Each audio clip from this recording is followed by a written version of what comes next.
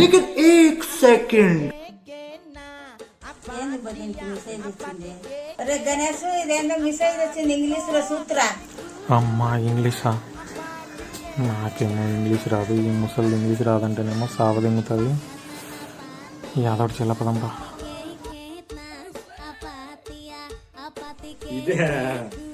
ఇది జియో సిమ్ లో బ్యాలెన్స్ అయిపోయిందంటవా? అది వచ్చింది మెసేజ్. దీనికి లెక్క వేయాలంట.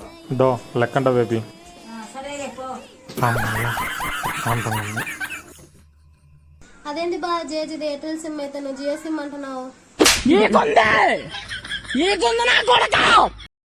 చదువురాదేమో కదా నీ పాపగుద్దంగా.